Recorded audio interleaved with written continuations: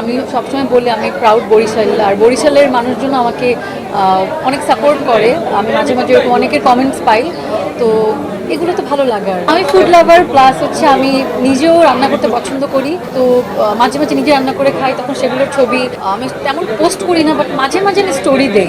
আমি রেগুলার খুব একটা আপডেট দেইও না আসলে, ওই যে মাঝে মাঝে একটা দুটো দেই, সেটা আপনারা দেখে ফেলেন। মেনটেন করতে হয়, যেহেতু কাজ করি, এটা আমাদের দায়িত্ব। খাবার তো আর দিন রাত 24 ঘন্টাই খাই না, তো যখন খাই খাই মন ভরে খাই। এরপরে যখন আবার ডায়েট করতে হয় বা ব্যালেন্স করতে হয়, তখন সেটাকে আবার ডেডিকেটেডলি করি। ওই যে হেলদি ফুড খেলে কিন্তু খুব একটা ওয়েট গেইন হয় না, তো এটাই ব্যালেন্স করতে হয় সব কিছু। It's all about balance and maintenance. অনেক সাপোর্ট করে, যেহেতু আমি দুইটা সিনেমা করেছি, দুই রকমের চরিত্র প্লে করেছি। তো আমি চাই আমার পরবর্তী সিনেমাটাও যেন এরকম হয়, যাতে সেই দুটো কাজ, যেমন কাজল রেখার উৎসবের জেসমিনকে যেন হারিয়ে যায়।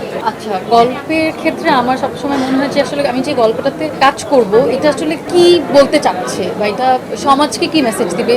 এমন না যে সবসময় সব কাজে একটা মেসেজ থাকে, but end of the day আসলে কাজটা তো পুরো ফ্যামিলি সহ সবাই দেখে, বাচ্চা কাচ্চা দেখে। আমি চাই আমার কাজে যেন যে কোনো ধরনের বয়সের মানুষও দেখতে পারে, বাচ্চা থেকে শুরু করে যেন একদম বয়স্ক যারা তারা দেখতে পারে। ওই দিকটা আমার খেয়াল থাকে, আর আমার চরিত্রে কি ইম্প্যাক্ট আছে সেটা আমি খেয়াল করি। আর অবশ্যই ডিরেক্টর, স্ক্রিপ্ট, কো অ্যাক্টর তো আছেই।